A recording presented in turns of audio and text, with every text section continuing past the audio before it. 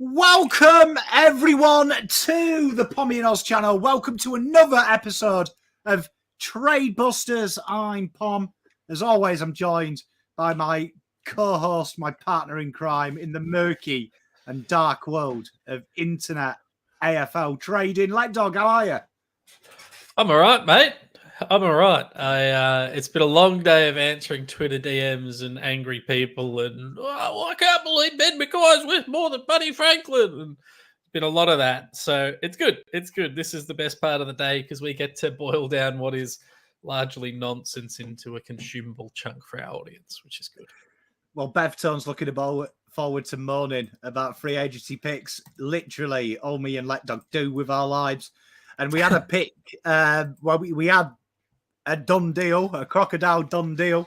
Ben McKay finds his way to Tullamarine, not on holiday, for a full-time career. And the AFL pay the compensation pick, as you can see there, pick 3, which has set the alarm bells waving. A pick 3 there. North Melbourne now have a fearsome draft hand to take into this draft. And chat and Dog, initial thoughts. Compensation pick 3. We're taking the piss, aren't we? Let's be honest. We are. It's, to be fair, it's not specifically that North Melbourne are taking the piss. It's the whole system's taking the piss. The incoming CEO has already said that they're not going to change compensation. So that's awesome. That's fun. That's awesome. So basically, band 1 compensation pick means at worst, this deal is an average of about $775,000 per year for Ben McKay.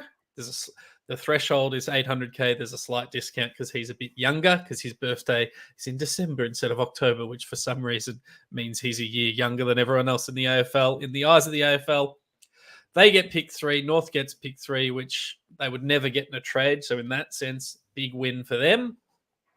And I'll talk about Essendon in a minute. I just want to reiterate this point. His salary apparently is not taking into consideration the new CBA, the new collective bargaining agreement, which would add 10 to 15% potentially to his salary. They've measured compensation against last year's salary structures, even though the deals are for next year. So that's why we're seeing so much high compensation, is because players are getting paid more than they would have if they did this deal last year because the new money in the CBA. But the AFL failed to up the thresholds. So that's why we're seeing really high compensation for guys like Tom Doedee, Ben McKay. The same deal, if it's reported at that sort of 775, 800K mark, if this deal was done next year, it wouldn't be pick 3. It would probably be pick 20. But here we are. We're stuck in 2023 and Ben McKay is worth pick 3 to North Melbourne, which is good for them.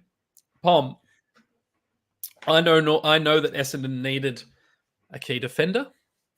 I know that they needed to get someone without giving anything up except salary, which they've done. So I guess that's 2 ticks. But for me, it doesn't excite me as a move for Essendon. I mean, you've covered it there. I mean, this is where I always find it a really interesting discussion around trading. And this isn't a trade. This is a free agency scam, I'll call it. The free agency Ponzi scheme, as we like to call it. This is one of them ones where you've got to take into account potential. And I hate that P word, right? But it's really interesting because this is where my issue with compensation is. Let's say compensation didn't exist. And let's say Ben McKay and nominated Essendon. So Essendon ain't paying pick 3. There is no way on God's green earth that they're going to look at Hawthorn, who had pick 3 without this scandalous thing, and work out a trade for pick 3 to get Ben McKay. So you would have said if he was being traded on the open slather, you would say that Essendon would probably, it would be somewhere between their pick 9 and pick 30, wouldn't it? It would probably be exactly between there. You would say pick 24. And this is my issue because North, if that was the case, they were going to work the trade, they would have come to an agreement with Ben to keep him there. Yeah, you're right. I think his value is probably, if I'm being generous, an end of first round pick, if I'm being generous, which I don't particularly feel like being generous right now. A great little Twitter account, I shouldn't say little Twitter account, but it's called A Little Fitness on Twitter. A guy is called Richard Little. It's sort of a data intelligence guy. Anyway, he's got this website called AFL Player Similarity, and you drop players in and you drop stats in, and it basically projects out based on your age, your position, all of your stats across your career, all of your stats across the most recent year. You can drop all these stats in, and it spits out like player comparisons based on historical evidence. And the historical numbers that get spit out for Ben Mackay, the top 10 are Ben Stratton, David Asprey, Jordan Roughhead, Jackson Trengove, Tom Jonas, Nathan Broad, Dylan Grimes, Will Schofield, Phil Davison, Sam Frost. And now this isn't the perfect system, and this is just one modeling system, but it's one that I use a fair bit. Do any of those names sound like you'd get a first rounder for them, Pom? I don't think so.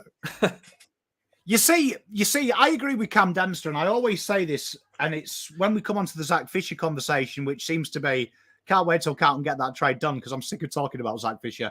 But I always ascertain the value of a B-grade footballer or a footballer is, can I get that in the draft? And I think Cam Dempster nails it here. I would say 15 to 20 because of key position players. So this year, for the key position players, is there anyone big-bodied like Ben Mackay that can play today? No. Right? No. So I would say, like I said, 9 to 30, halfway between that. Let's draw a line, pick 24. That's probably his real value. And that would then come down to what Essendon does.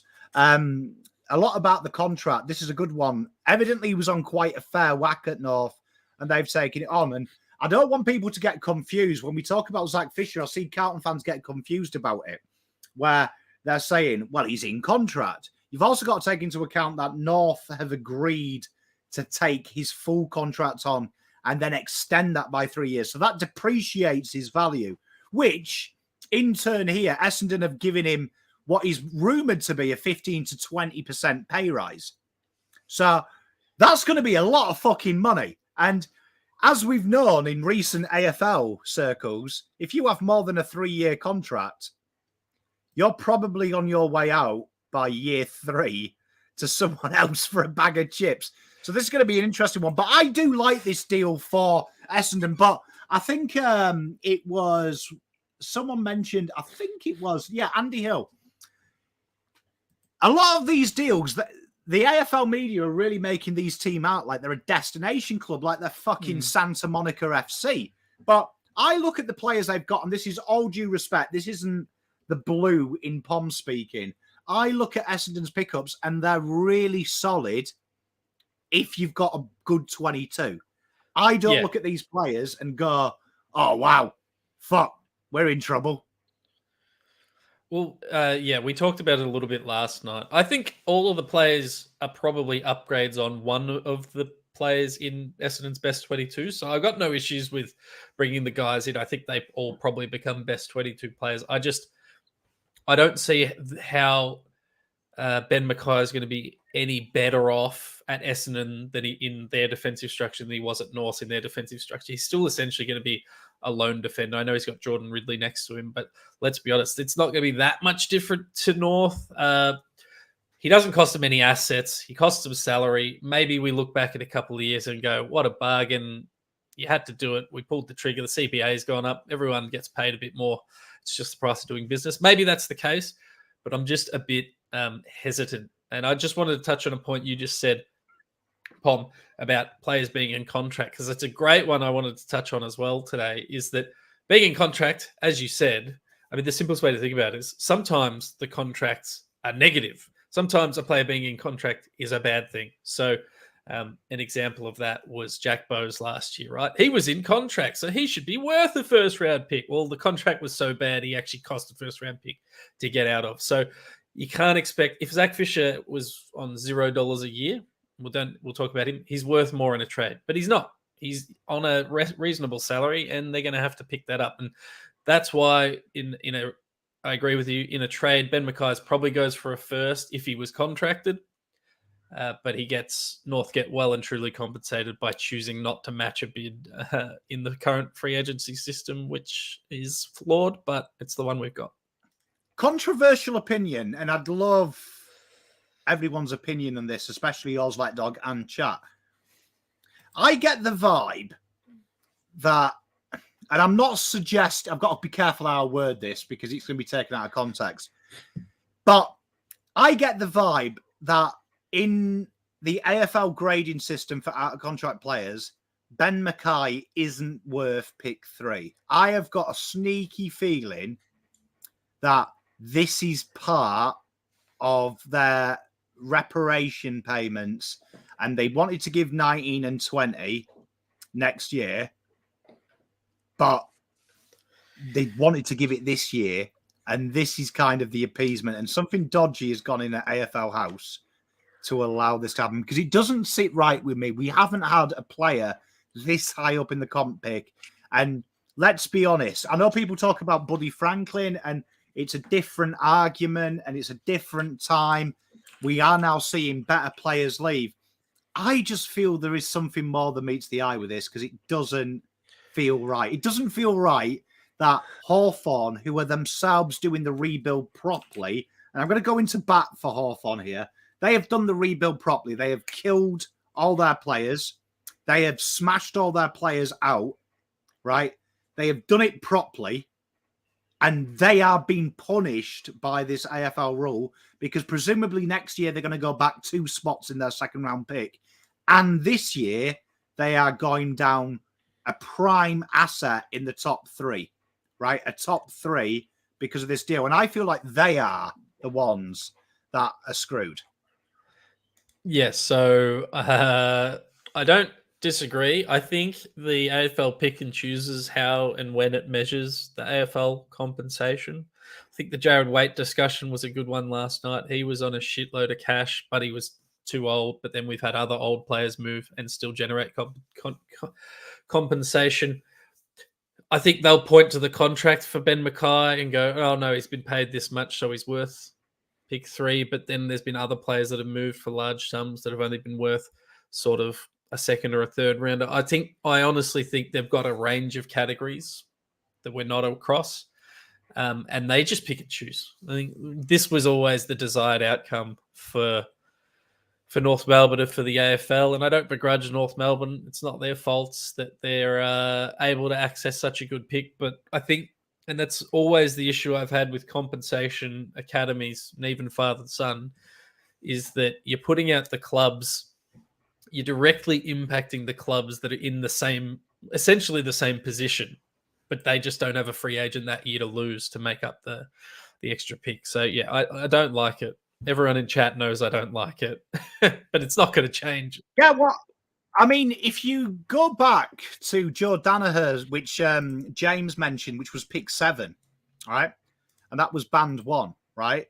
Now, Essendon went really hard, if you remember, wanting multiple picks.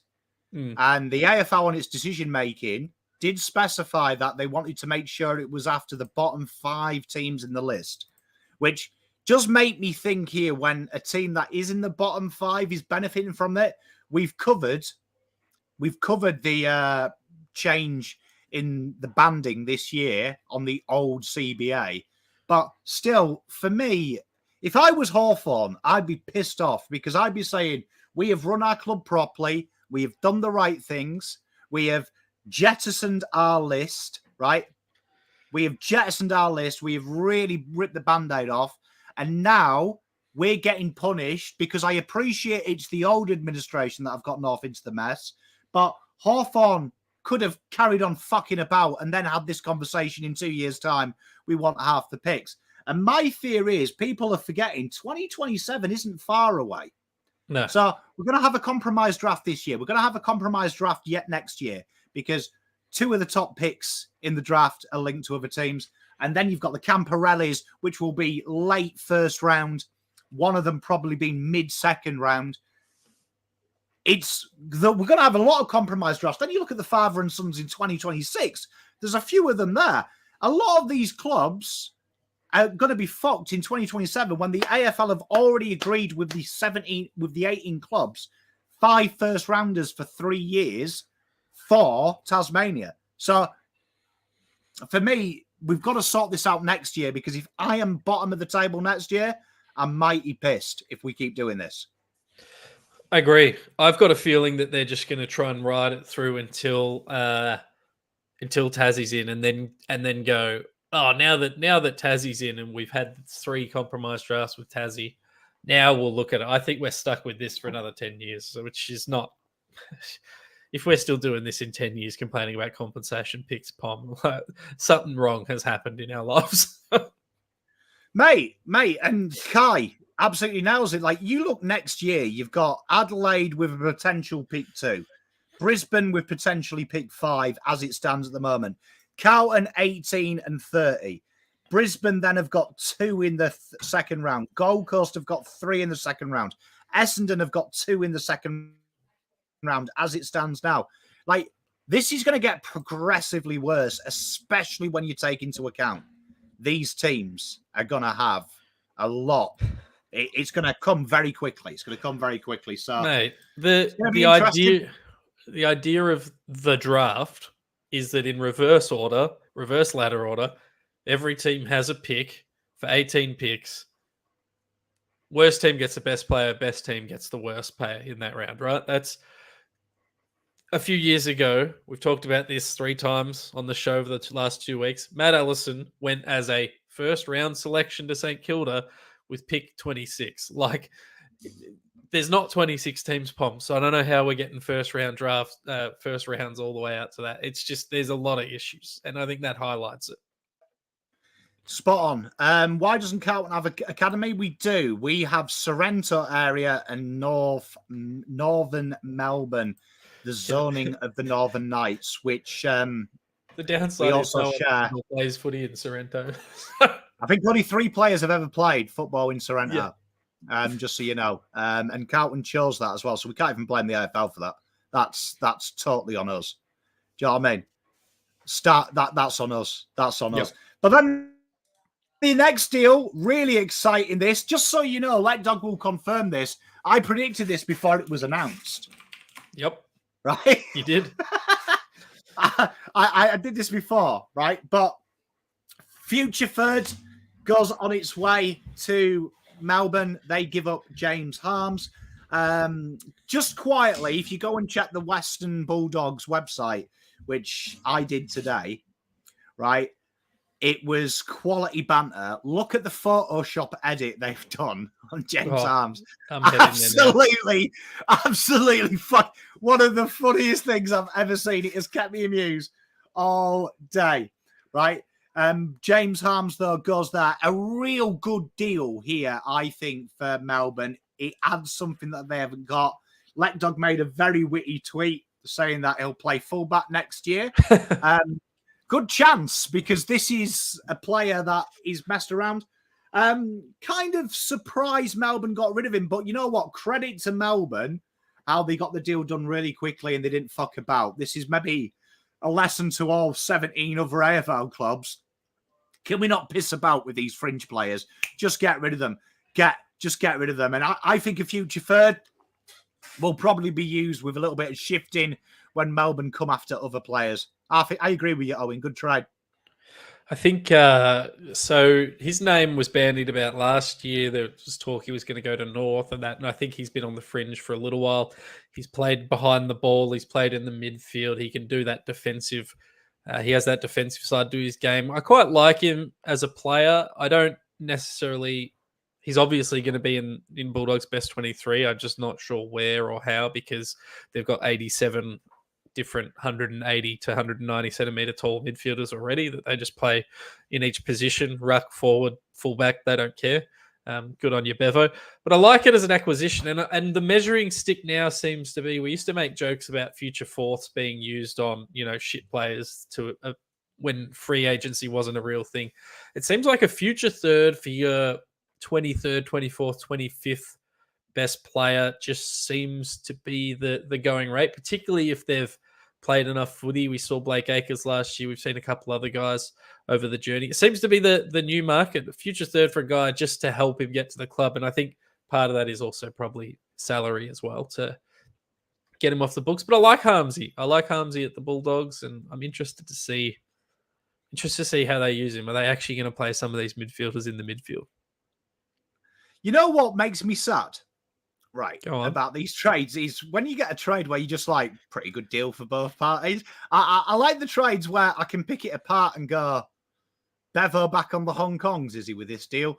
Like, this deal just makes total sense. I think Melbourne get him off the books. He wasn't getting a game. 28 years old. Still very, very, very lot of football to be played. And I think it says to me that there might be some movement in this.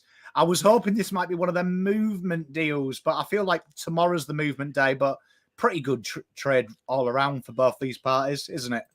Yeah, I think the Bulldogs are getting him for value. I think he's shown before a couple of years ago, he sort of averaged 21 touches, 25 touches, 5 tackles a game. Like, at his best, he's a really solid defensive mid. He's like a George Hewitt-esque if you're looking for a Blues sort of player. He's probably not as clean as a George Hewitt, but in terms of defensive impact, I think they've probably got him at a bargain here, the Bulldogs, assuming he can bounce back to some of that older form. So I think, I like it, and clearly wasn't going to play at Melbourne, and they've clearly just gone, you know what, mate, we'll help you move on.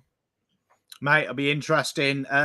Cooper Hodge, he'll be very late, 3rd, 4th round if picked up at all. Very late, 26, way too early. Shaka, bro, I love that. Surfs up Bevo. When can we expect the fish deal? Well, I mean, have I got that on the next slide? Tell you what, it's coming right up. It's coming right up. Now we go with the last kind of one. I'm super proud of the name here. Fantasia announced this morning that Araza Fantasia has completed a medical at GWS and is expected to sign with them. Obviously, nothing going in these deals. Luca, to answer your question, Domaku is the best player we've ever got from the Carlton Academy. And he's the only one we've signed from the Carlton Academy. So hopefully that cheers you up. Orazio Fantasia is a GWS player. Now, I don't know about you, chat, but Orazio Fantasia seems to have played for every fucking football club but Carlton. Like, he feels like yearly this guy's name gets mentioned with a move somewhere else. And he is another one of these players that the P word, potential, pisses me off in AFL because it is well overused, right? When are we going to start talking about maybe Fantasia isn't a good footballer? He's not a good footballer.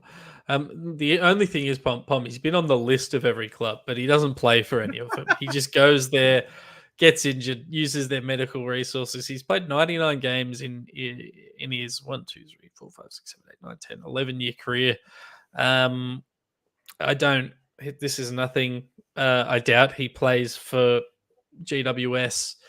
If he's fit, he might play if someone else gets injured. I think this is a throw at the stumps. We've got a rookie spot for GWS, and I think Port Adelaide just haven't got around to delisting him yet, basically. Hey, he's the perfect money launderer, Jimmy R. Do you know what I mean? He's the perfect money laundered. Well, what would you say is his goal? Like, should he be a goal kicker? Right, he's a small forward. He's averaged 1.4 goals a game for his whole career. Meh. It's just all right. This is where culturally we butt heads, Australians and Poms, because I find Australian culture is they cling on to the belief someone can be good for far too fucking long. Like, I washed my hands about 12 months into it. Orazio Fantasia, I read the report today, right, on Fox Footy, and they were building this up, going, if you could get right, this could be the game-changing talent the GWS forward line needs. I was like, we've been saying if you can get right since 1986. You know what I mean? The Queen had a full Christmas dinner with everyone in her family the last time he played a game of football. And she's carked it now. You know what I mean? Like, honestly, madness. But I agree with you, like dog, if it's a rookie. But this again goes to my point. The AFL make it way too easy for, no disrespect to Orazio Fantasia, a complete hack to take up a rookie spot when an 18-year-old kid who was busted his ass, sacrificed his childhood to get on a list, could probably be better deserving of a 2-year deal and work his ass off and maybe impress instead of having to go to state league football. That is my concern. I would much rather see an 18-year-old kid or someone who was untried last year and played state football, went undrafted, like a Jake Walker or someone like that, who gets a 2-year crack at it, than Orazio Fantasia just because it sounds funny when BT says his name. Orazio Fantasia. Yeah, this is a nothing for me. I don't think he plays. Spot on, Kai. I've played more games of AFL football than this guy has in the last 48 months. But then the big deal. So you'll see today that Cal Toomey is trying to copy the great Pom and Light Dog. Not saying he watches this, but I reckon he wouldn't does. Surprise me. But we did talk yesterday about when Gold Coast acquired that. Don't be surprised to see Gold Coast split a pick up again. So we thought, let's have a look at what they can do. And this is one of the suggestions here. So that looks like quite a lot. That does look like quite a lot at face value. But actually, it doesn't. It actually works out for both sides pretty good.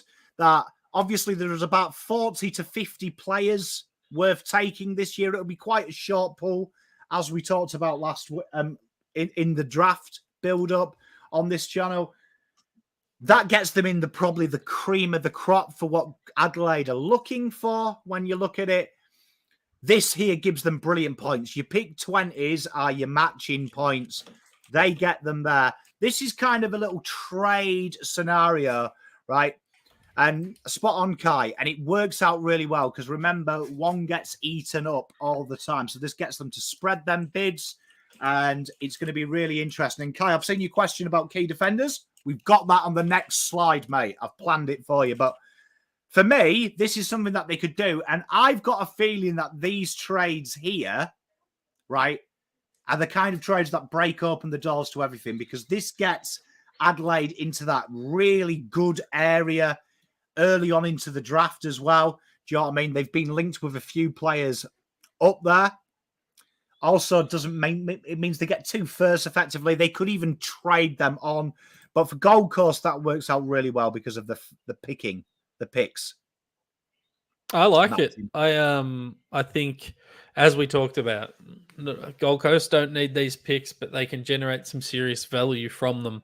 And then we love this for Adelaide as well. And there's actually been rumours all pre-season or all off-season that Adelaide still want to get it up into the upper echelon of the draft. And a hand of 11, 18 plus, what other pick do they have? They've got a pretty early pick as well, I believe. Currently, anyway, gives 10, them flexibility. Yeah. They've got 10, 20, 23, and 26. Yeah, which is a great hand. We think that they're on the precipice, or you and I believe they're on the precipice of competing really well. They might acquire a couple of pieces, but if they could keep regenerating through the draft, I think they're going to be sustainable, strong side. If they can do that with these picks, that's awesome. I think we're going to see quite a few teams, the ones that aren't competing for the flag right now, are looking to inject as much youth in now, looking ahead to, as we talked about, Tasmania. And it seems like, I mean, Gold Coast are going to be able to do that just by way of their academy, but it seems like Adelaide, potentially Carlton, it seems like a couple of teams are looking at that longevity, long-term play, look at it. Kai, spot on. If they did this trade, they could maybe knock off 26 and look at maybe going for a future. They have got a interesting. The R talks are Will Graham has announced he is he's going with their NGA as well. So they have a pick a bit later as well. So they could flux that down. But I wouldn't be surprised if they did this. They got 11 and 18. You see Adelaide launch at picks 8 from Geelong. I wouldn't be surprised. Oh, I think that's going to be, I think a lot of people are going to go for that pick, and Geelong either want someone that can help them win a flag this year or next year, or they want a few bites at the cherry. So I've been probing my Geelong friends and my Geelong reporters, and pick 7's definitely on the table, and it's either for a shitload of future assets or let's try and get a few bites at the cherry this year. Well, there is a lot of reports that they're really focused on next year's draft. That's where they want to attack, which I do think is interesting because that does open it up to clubs. And it does make sense. If you look at the profile of their list, they're going to have a few retirements next year. So they're probably in that rock and hard place, aren't they, where they probably feel if they can get people fit, they're probably good enough to be a top 8 side. And then when you're in finals, anything can happen. But next year, they'll definitely have to replenish them youth. Yeah, for sure. I like it. All right, let's look at this one. Gee whiz, there's a lot happening here.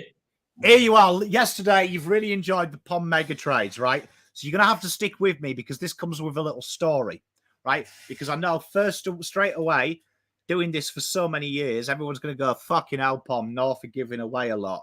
But they're not when it's broken down, right? They're not, right? It's because it's in stages, and I've put it in stages.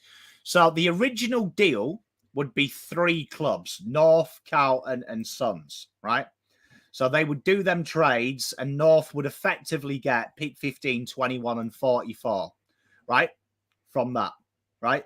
So that shifts, right? Do you know what I mean? It shifts, right? And then the Carlton would get pick 31 for Zach Fisher. Tick. Right, which is a tick. North get pick 1, which is a tick. Do you know what I mean? And that's basically they'd still keep pick 3 in this, which is a huge tick, right? So bearing in mind they've got them picks guaranteed.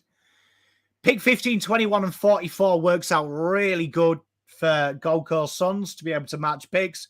They've managed to slip back in the right areas, but they've gained in the right areas.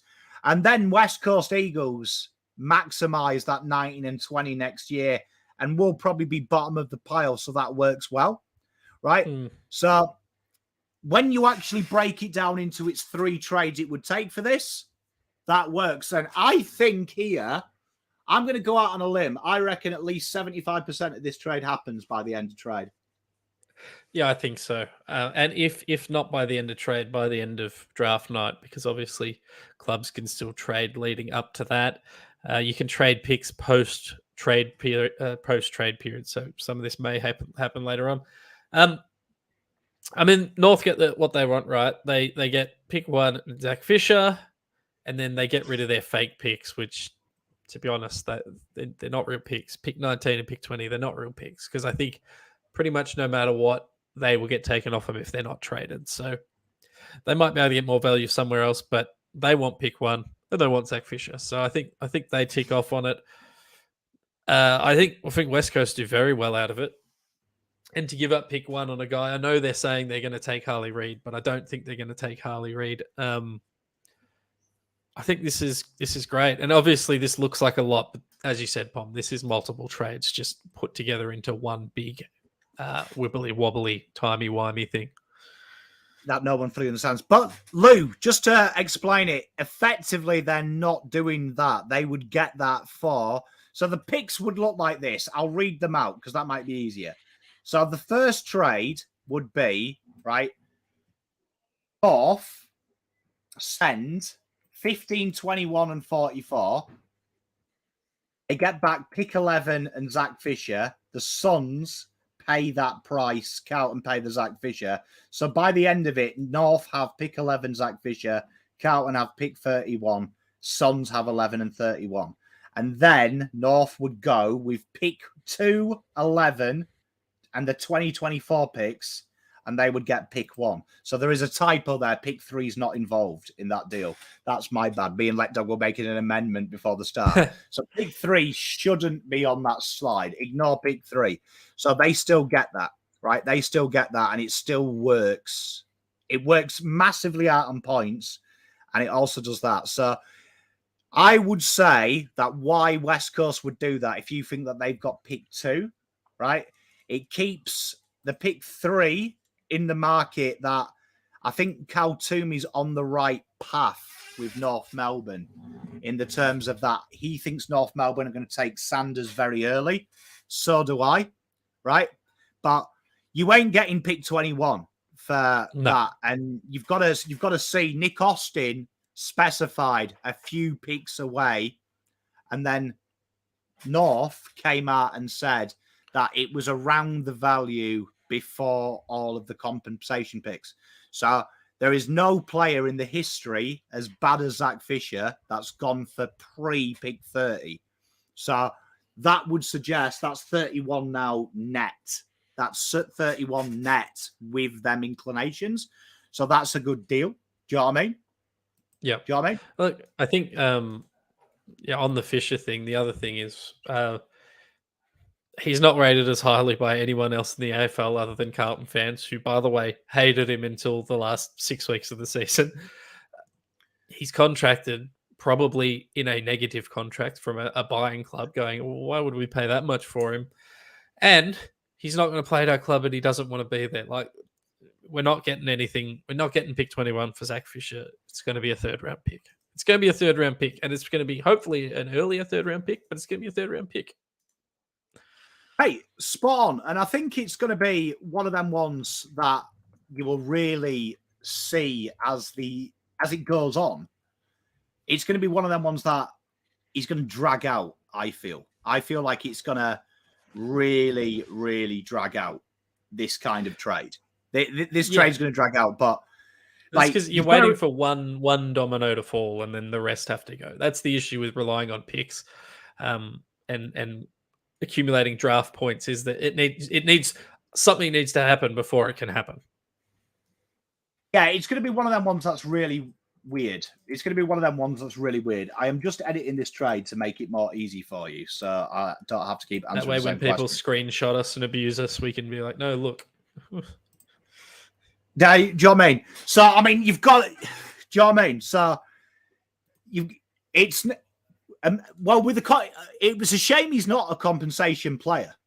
It's a shame he's not a compensation player, but you would be right. But you've got to remember that in this occasion, that is, they are taking on the contract, which for me is specification that that's a lot of money. So Brady Rawlins, he let slip it was 400. Do you know what I mean? That they took the 400, just under $500,000, he said. Yeah. Now, which would only trigger a third-round pick if he was a free agent, by the way.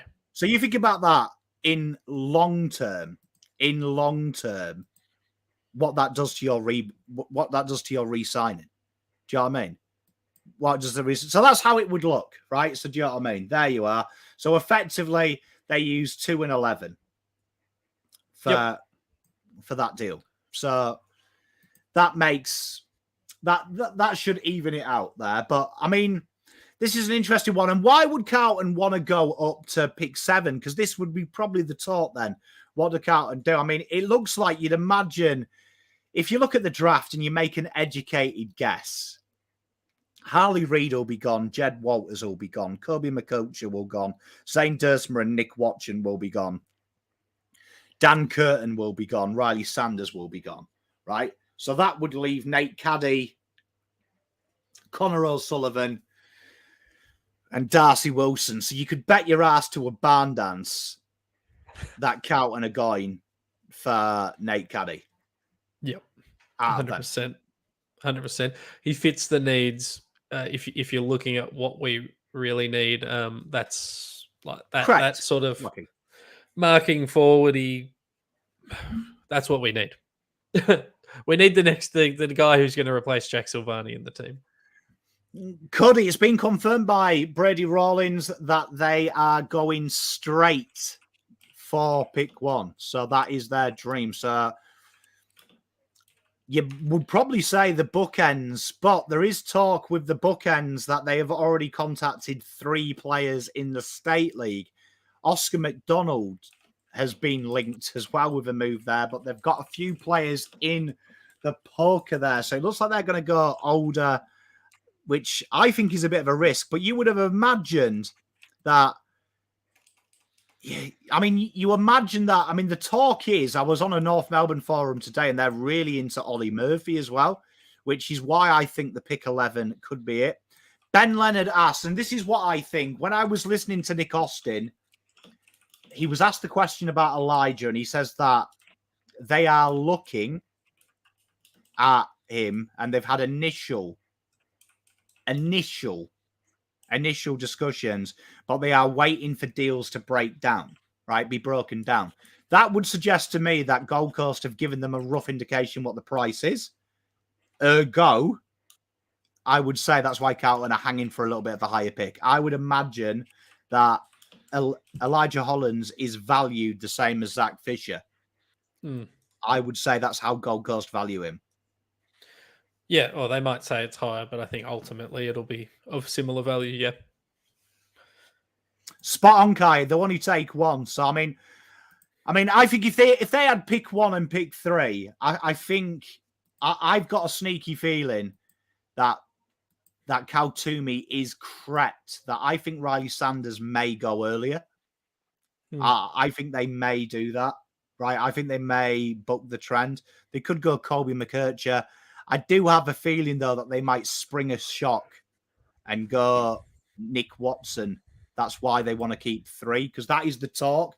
2 and 3, they want, but it would cost them a bit more. So I think that'll be a really interesting one. That'll be a really, really interesting one of what happens there. But that'll be it. Ultimate Greatness gets it, though. You've got to remember, Harley Reid, as good as he is, Harley Reid is going to be someone that gets slot somewhere else. He's not going to be the pure inside bull, taking the piss, being Dustin Martin day one. So no.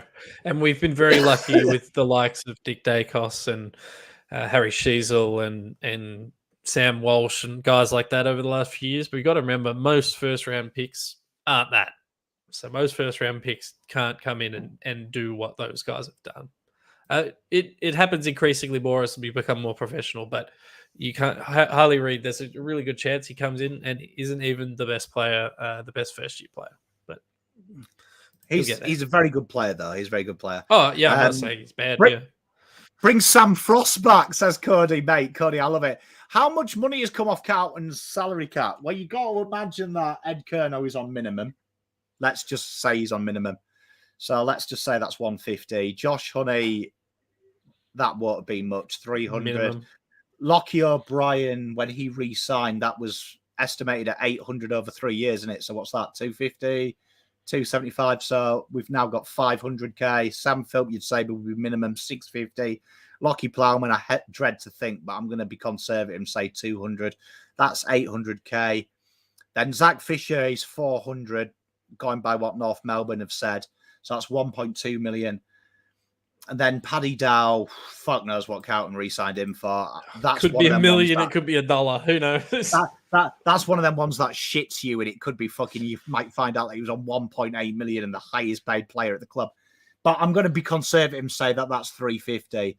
So that's probably 1.5 million. Do you know what I mean? And then, as Kai says, that goes up by 15-20%. So it's interesting because there was a quote from Mr. Cook, who was talking to the Cottery people, and he said that the salary cap is stretched, but with the movements this year, they are in a real good place to have what Geelong had of recycled, being able to recycle players' contracts over the next few years.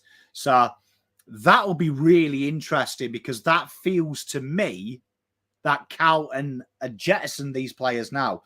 Like, it might hurt Carlton fans to say this, but Zach Fisher needs to come off our list because he's the players that we bought.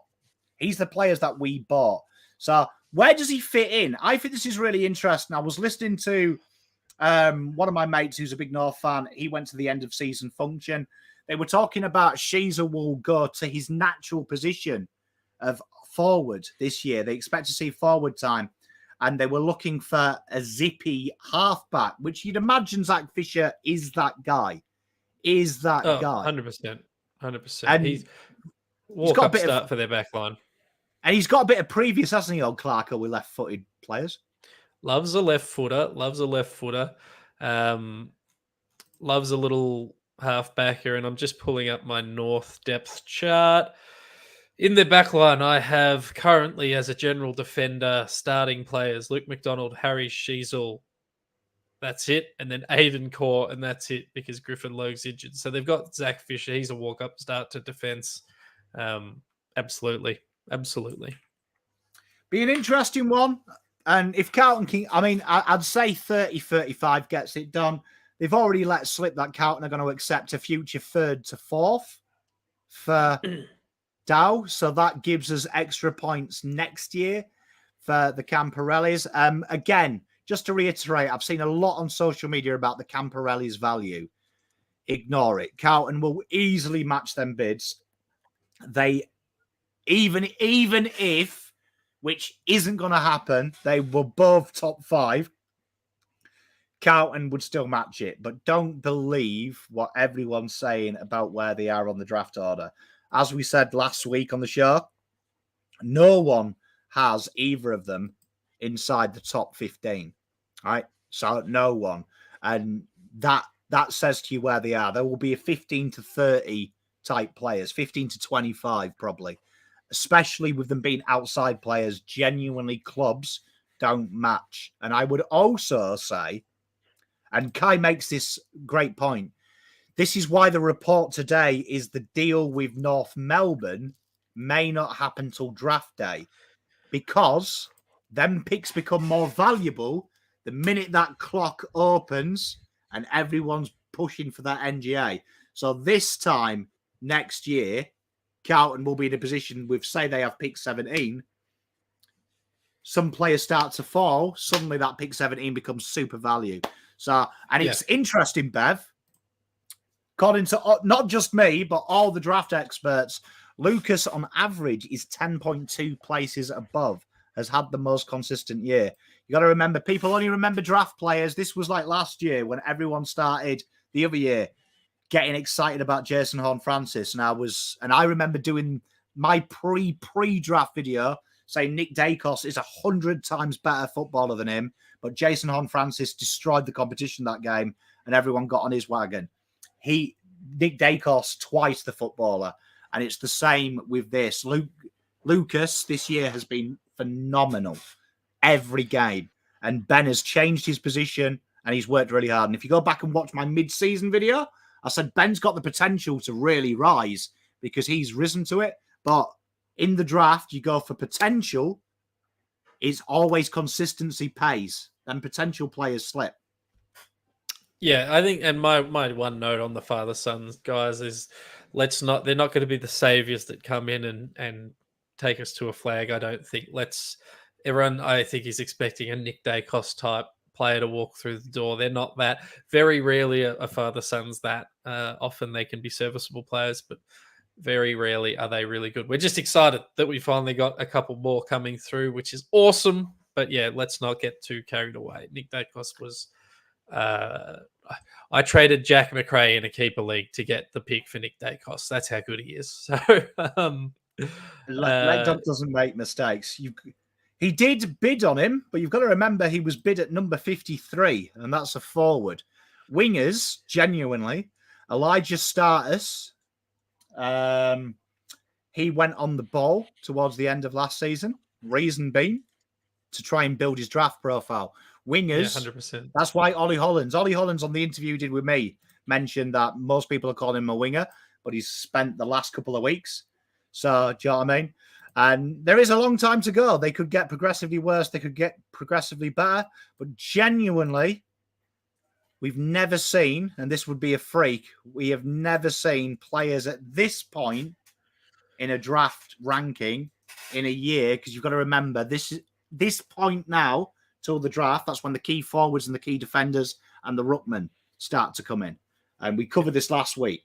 Not many of the experts have any of them, apart from the obvious ones, in their top 30, because now is when they genuinely cement their position as the senior players, their junior side. So it's a really interesting one, but never get worried about it. Never get worried about it, honestly. As a man who covers the draft a lot, not many NGA players don't get to the players, particularly father-sons.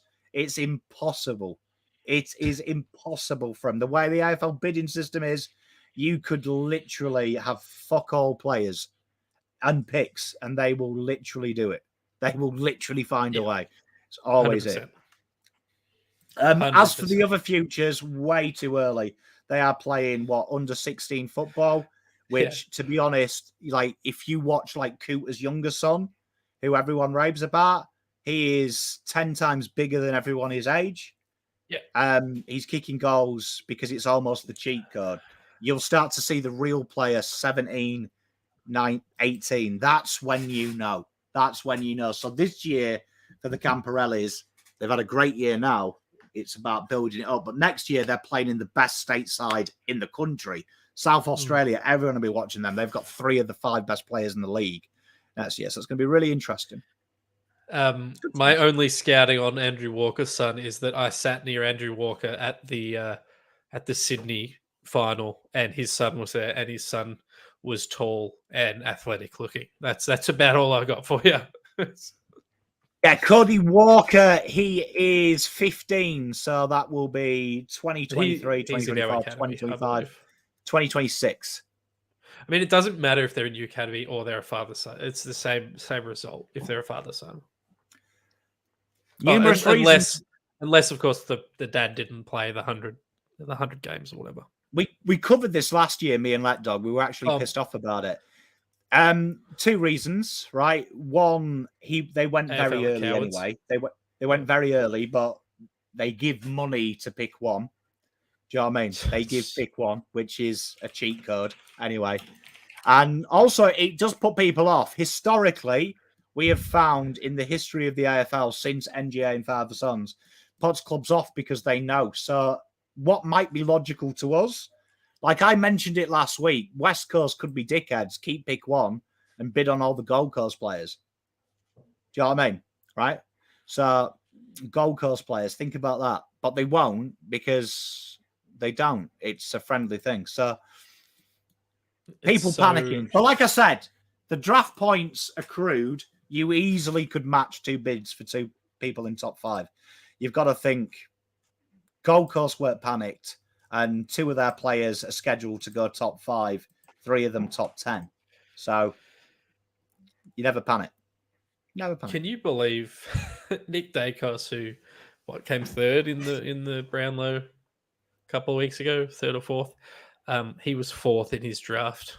He was by far and away the best player in that draft. It's crazy. Right. Two father sons in the top 4 that draft. Hooray. What an awesome system. Woo!